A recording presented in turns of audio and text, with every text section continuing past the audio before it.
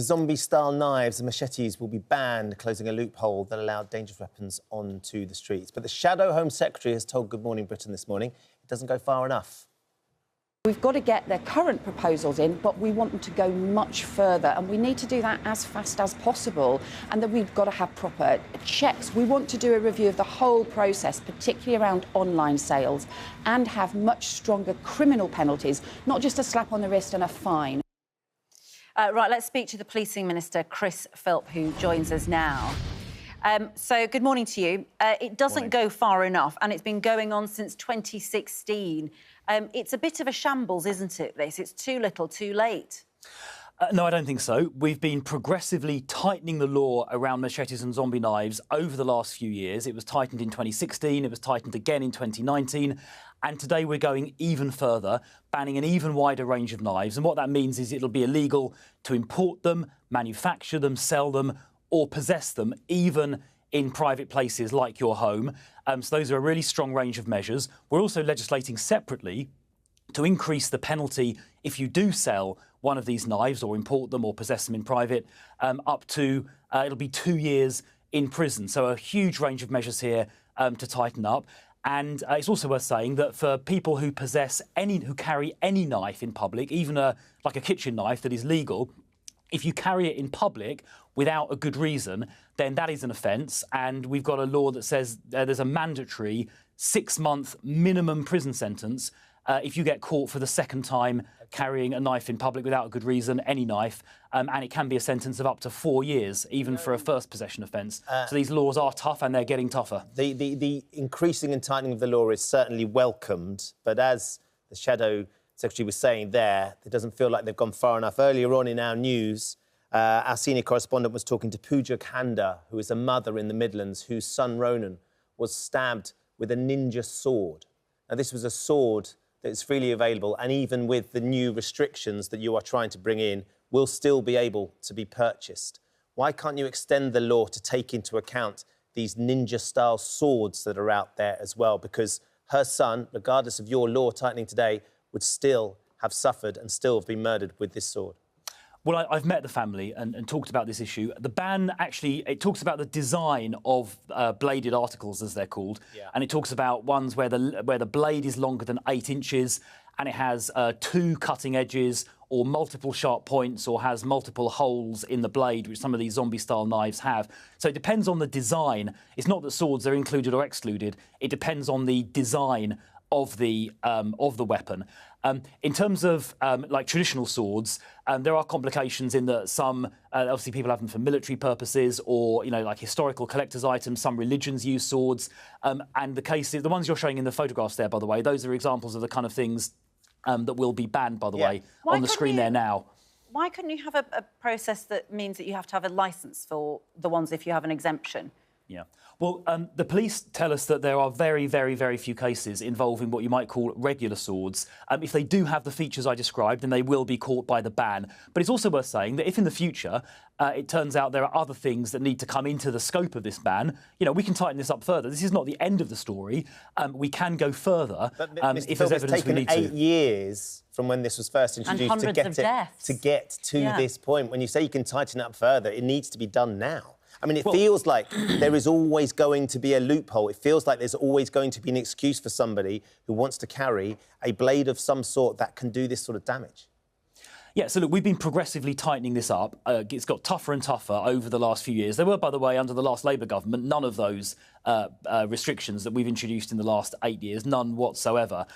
It's also worth saying that, sadly, most of the fatal stabbings are done with normal knives, not, machetes or zombie knives. They're done with just regular, like, kitchen knives. And that's why this mandatory 6-month minimum prison sentence for a second possession offence is so important. It's also why we've got hotspot patrolling already, where the police do intense patrolling in areas where we think there's a risk. But from April of this year, we're going to be stepping that up very significantly. Hotspot patrolling areas where there's a risk of serious violence, like knife crime, or antisocial behaviour. So that's going to make a real difference.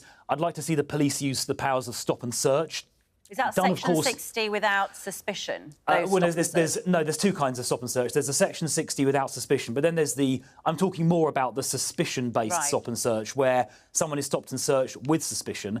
That tactic, along with some others, has taken 120,000 knives off the street in the last 4 years. Yeah. I'd like to see the police do more of that, done, of course, lawfully and respectfully, but that is a good way of getting knives off the street. OK, and you talk there of the police doing more. Let's talk about what Nottingham police have said, which is that in the case of Valdo Calacane, who killed 3 people, that they could have done more and should have done more to stop him. There was a warrant out for his arrest. He hadn't turned up to a summons at court for assaulting a police officer during a transition whilst he was being sectioned.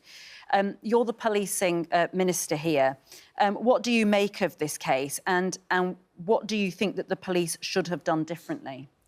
Well, I think it's obviously a tragic case, and I'm sure all of our hearts go out to the families of the 3 victims. I was in Nottingham just after that happened, and the outpouring of grief in that city and the tributes people put down in the city square. Though. Yeah, what could the police have done differently? So I think this needs to be looked at carefully, so we can learn any lessons that need to be learned. You mentioned he was wanted on hadn't turned up to court, so he'd failed to attend court.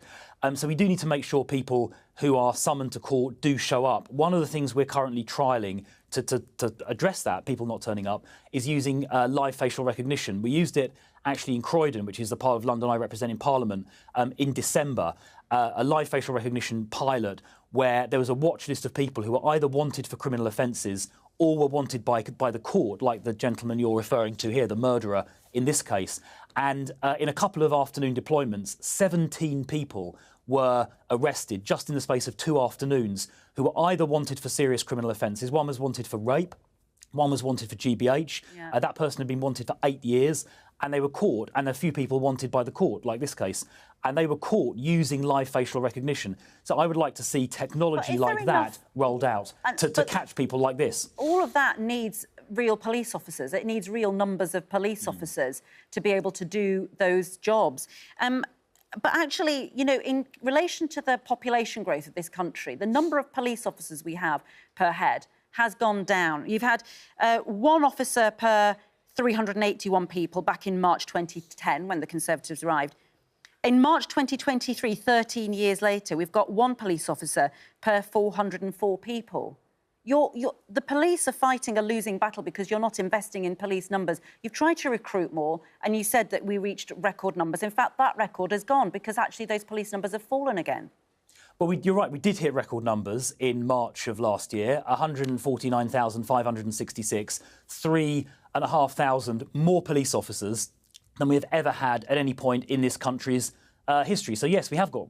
we did hit those record police numbers just a few months ago, that's right. But it's fallen again. Now, in terms of... Well, you get, like, the very, very tiny fluctuations as recruitment ebbs and flows, but we basically maintain that number. And the intention, is to maintain it going forward.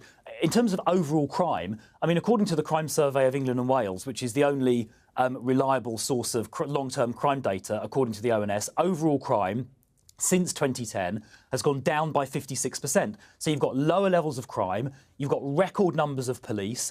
Next year, the financial year starting in April, in 3 months' time, frontline policing is getting almost £1 billion extra compared to this year. So I don't accept the point about police numbers or resourcing. We need to make sure those officers have as much bureaucracy taken away as possible. We've made changes that are saving 1.5 million hours a year of police time, and I want that freed up time to be spent on things like hotspot patrolling, and I want technology like facial recognition to be used to catch more criminals. The police need all the help they can get, don't they? Mr. Philp, thank you for joining us this morning. Thank you.